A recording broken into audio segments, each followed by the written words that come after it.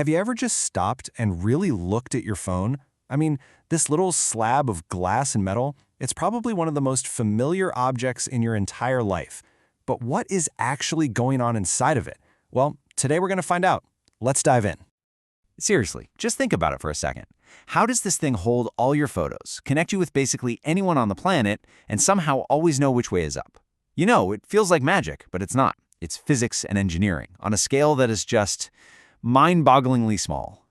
So to really get to the bottom of this, we're going to approach it like one of those Russian matryoshka dolls. We'll start on the outside, with the big parts you might even recognize. And then we're just going to keep peeling back layer after layer until we get right down to the fundamental quantum rules that make the whole thing tick. All right, first up, let's pop the hood and take a look inside. What are the major components that make this little thing a pocket-sized supercomputer? So when you look at the specs for a new phone, you see all this jargon, right? A multi-core processor, gigabytes of RAM, a camera with dozens of megapixels. The best way to think about it is like a bustling city. Each one of these components is a specialized neighborhood with a very specific job to do, whether it's thinking, remembering, or seeing. Now, it all sounds impossibly complicated, but what if I told you that a huge number of these totally different parts, I'm talking about the screen you touch, the sensor that flips your display, the camera, are all built on one single, surprisingly simple electrical idea? And that brings us to the unsung hero of your phone, the capacitor. It definitely doesn't get the same glory as the processor, but trust me, without it, your phone would be nothing more than a very expensive paperweight. So what even is a capacitor? At its core, it's just a device for storing electrical charge. That's it. Think of it like a tiny little bucket that you can fill with electricity and then dump out really, really fast. And this incredibly simple ability to hold and release a charge, it's the key to everything.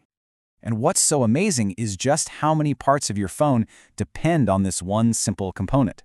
The touch screen, the accelerometer that knows when you tilt it, the display itself, the camera sensor, the transistors in the processor, even the flash memory where your photos are stored, they all depend on capacitors.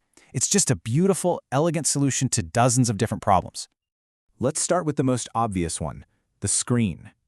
Your finger, well, it's conductive. So when you bring it near the grid of capacitors that make up the touchscreen, you actually change their ability to hold a charge. You change their capacitance. The phone measures that tiny change and knows exactly where you touched. Every single swipe and tap is just you messing with this simple equation in real time. Okay, but how does the phone know when you rotate it from portrait to landscape? Inside, there's a thing called an accelerometer. It has these microscopic silicon masses on teeny tiny springs. When you tilt the phone, gravity pulls these little masses, moving them closer to or further away from a sensor plate. And what does that do? You guessed it, it changes the capacitance, which tells the phone which way is down. And this is brilliant because it perfectly illustrates one of the three big ideas we're talking about today. The phone is constantly performing this little magic trick. It's converting physical, mechanical motion into an electrical signal that the processor can actually read and understand. A physical tilt literally becomes digital data.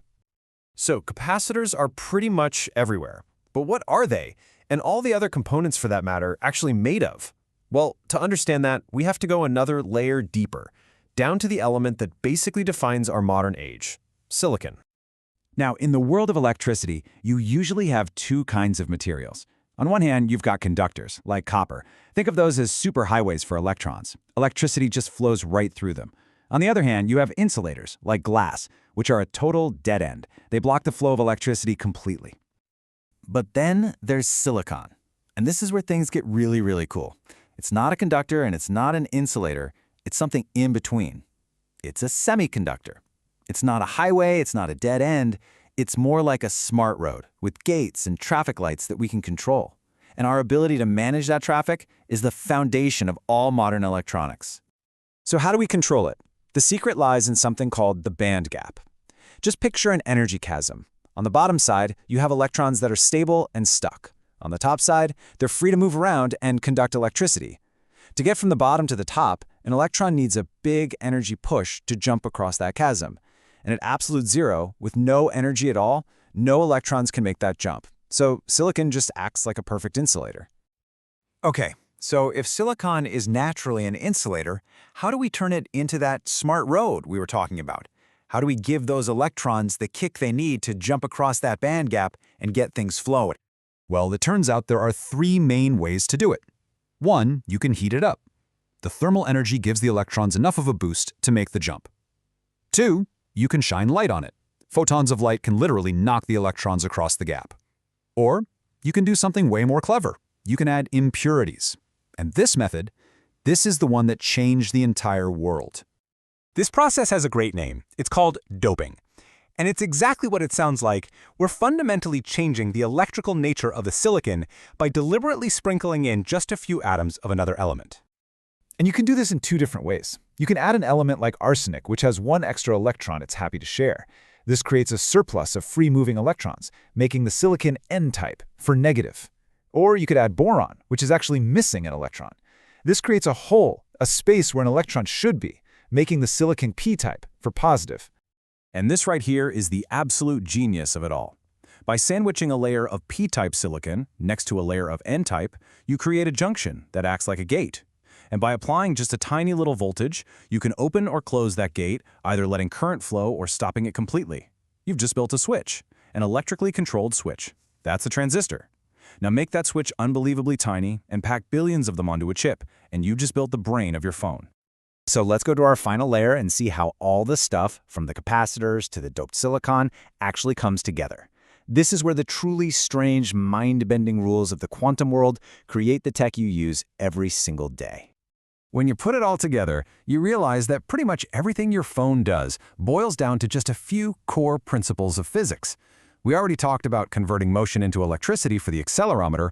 Well, the way light knocks electrons around in silicon, that's how your camera works. And your flash memory? That works on an even weirder principle called quantum tunneling, where an electron can literally pass through a solid barrier, kind of like a ghost walking through a wall. It's a bizarre quantum effect that is absolutely essential for storing your photos. So just think about that.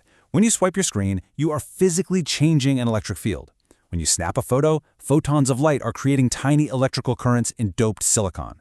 Every single thing you do with your phone is a direct result of our ability to control the behavior of electrons, all governed by the wonderfully weird rules of quantum mechanics. It is truly, truly incredible.